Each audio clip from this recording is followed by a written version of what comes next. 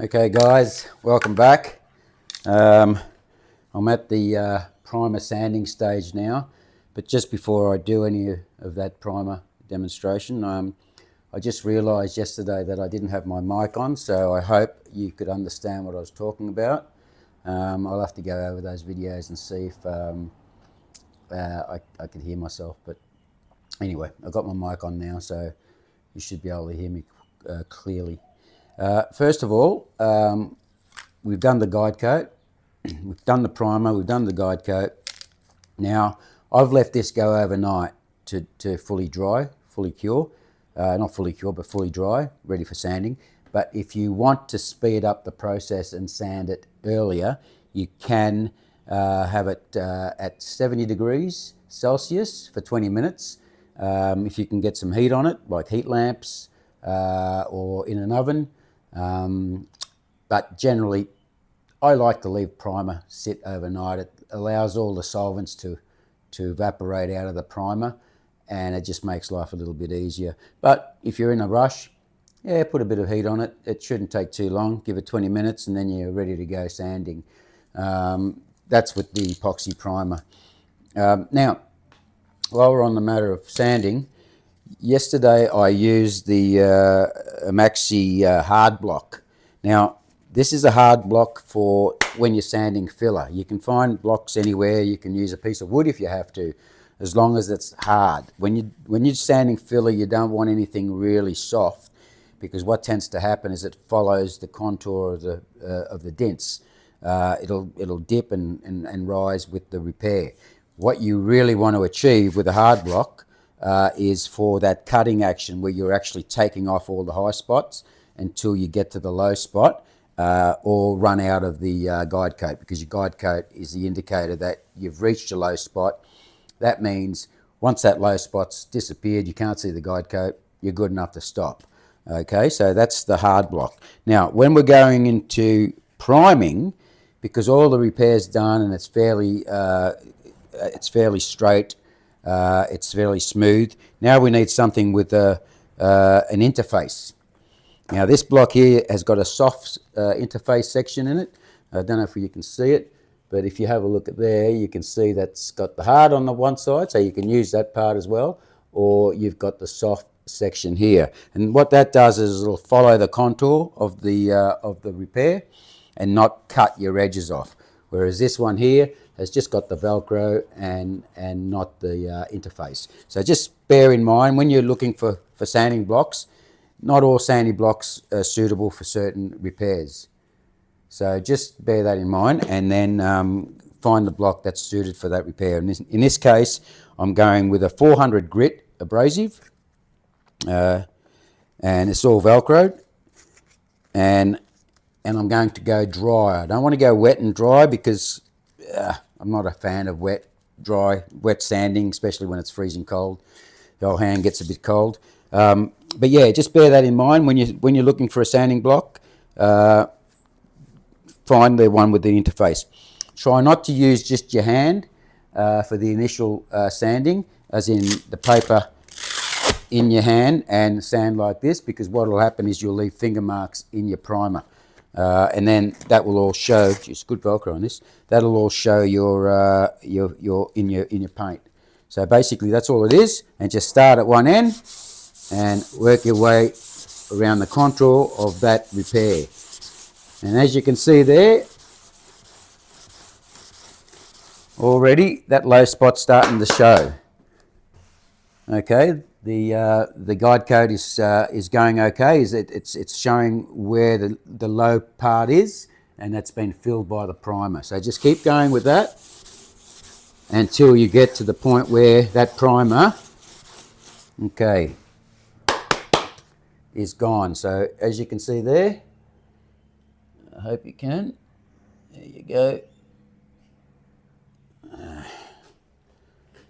Okay, so all those black spots and marks have got to come out until the whole lot of that primer is in the grey. Okay. I really wish I had a cameraman to do this, but it'll do. All right, so I'll continue to sand and I'll come back to you in a minute and show you the results. Okay, that's come up pretty good. Now you'll see one thing about the primer, when you're blocking down, see how it shows you your edge and the curvature of that guard? It's visual now. You can see it. You're not guessing anymore. Now what I've done is I've gone through the paint, the primer, because there was a few little imperfections that were too deep, so I've just gone ahead and gone right through. But that's okay, because now the next step is I'll finish off sanding the rest of this, and then what I'll do is I'll show you what else this primer is good at. It's actually good for a wet on wet primer. What that means is you can spray it on, because there's no need to sand anymore because all the imperfections have been picked up. You can spray it on as a wet on wet. That means you apply one coat or two coats, and then you let it dry, and you're able to apply your base coat straight over that primer without actually sanding it. You've got a 24-hour window to do that in, because you don't want it to be fully dry. You want to be able to have that base coat have something to adhere to. But I'll go through that step in a minute. But as you can see there, the repairs come up really good, nice and smooth, no dents, no bumps. But right here where there was a little bit of an imperfection, I had to go right through to them, and it's gone right through to the metal, and it's gone right through the paint there. So what I'll do is I'll just give that a wet on wet coat. But I'll come back and finish off the edge here, and then I'll get back to the priming stage. Okay, the sanding's done. Now, let me give you an example of what I mean by your guide coat. I'm not sure if you can zoom in here. I'll just grab the camera. Is where that dent was earlier. I didn't quite repair it 100%, and you can see there is a little bit of a black spot. It's very minor, and really I could probably keep sanding that a bit more, and most of that will come out, but we'll probably get it with the wet on wet primer anyway. And the rest of it's pretty good. It's come out quite well. Now what I'll do is I'll just I'll just wax and grease that whole area, and I'll warm it up, and then apply the guide coat. The wet on wet primer. Now you'll see sometimes your paper gets a little bit clogged. Just a matter of tapping it, and all the primer will come off. And then just give it a quick. Now you can use your hand. Just give it a light rub just to finish off and take off all those little bits of black, and you're ready to go. I'll just give that a bit of a blow off, a dust off. Now if you haven't got a compressor, I don't know many people that don't have one, but it's good to just check for little pinholes or any imperfections. If you find them, just pick them up with a little bit of putty or a little bit of primer. Okay, now the cleaning process. Again, wax and grease. It's very important at this stage now, because you're getting to the tail end of it. If you don't prepare it properly now, you're going to run into trouble. So I'll just use a bit of wax and grease. I'll wipe the whole lot down. This will also pick up any of that overspray from the guide coat, which is just the powder, remember? So it'll just wash off with wax and grease. But if you had used paint, on the other hand, the paint would be clogging up your sandpaper, and also it would be difficult to remove with wax and grease, and you would have to revert to thinners. Now, if you use thinners and your primer or your repair is not fully cured, the thinners will attack that repair. So it's best to just do it that way, and you don't have a problem later on. So now it's ready. I shouldn't touch it with my hand again, because I might have waxes in my hand. Now, a lot of people make the mistake of doing something like this and then doing what I just did, touched it with my hand. Now I'll have to re-wax and grease that again, because, for example, I might have product in my hair, and I might have just gone through my hair and done that, not even thinking about it, or even touching my face. You've got all the greases and all the oils in your face. As soon as you put that down there, you're going to have a problem. If you've done this and then you paint, you're going to have a handprint. The paint's just not going to stick to it. You're going to get what they call in the trade fish eyes. So best not to do that and avoid it.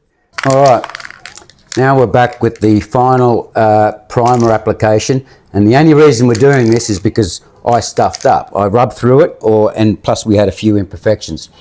If I didn't do that, then we'd be at the stage now where we're ready to actually paint the base coat onto the panel. But because I made a mistake, and most of you guys will, we're not all perfect, and I've been in this trade for, geez, 45, 50 years, I suppose, and I still make mistakes. So if you make a mistake, don't worry about it, just persevere. As long as you make sure you shake this can, you'll be fine. Now, because we're going to use this as a wet on wet coat, we just want one coat. We don't really want to go overloading it. We're not actually priming it for a high build repair to be sanded. We're priming it for a base coat application. So just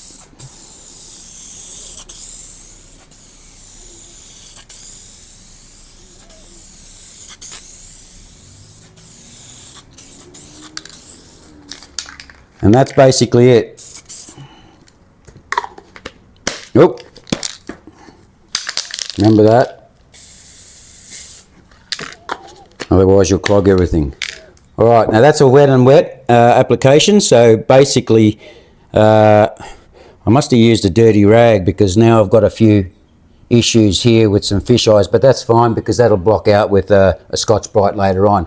Because what we'll do is, because we're painting the whole panel, that colour, I'm going to go over it with a red Scotch-Brite with a bit of matting paste. And what that does is it takes the shine off this, because you don't want this to be shiny.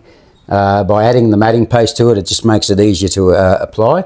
That'll go over the whole lot, and the whole lot will have no shine left on it, because if you've got shine and you start to paint, the paint's not going to give you good adhesion. So step by step, little things like that make a big difference.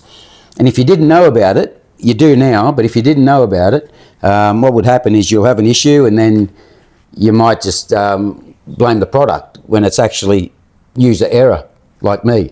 So we're all human, we do all make mistakes, but this way at least you know how to rectify your mistakes. If you rub through, don't worry about it, don't stress, just apply a wet on wet coat and you're ready to paint. As you can see there, that's nice and glossy. You can see the shape of it. All these imperfections will come out once I get to the scuffing agent area. But yeah, this block's pretty good. I'm pretty impressed with this. It sands quite nice. I like the idea of the Velcro. It doesn't slip out of your hand. So yeah, I have to give him a pat on the back for that. All made in Australia too, by the way. Yeah, so I'll get back to you when I'm ready to apply the colour. I'm going down to one of the Autobahn stores now, and they'll mix me some colour and they'll transfer it into one of these aerosol cans. And so I'll have a base coat that I can bring back here, paint the guard with, and then clear it to finish the job. And then it can go back on the car or it can be still on the car, it doesn't really matter. Okay, I'll see you soon.